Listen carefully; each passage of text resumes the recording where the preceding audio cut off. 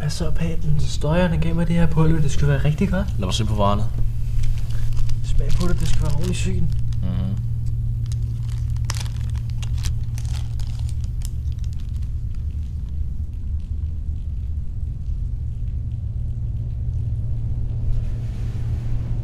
Hvad fanden er det her for noget lort, mand? Tager du røven på mig, eller hvad, mand?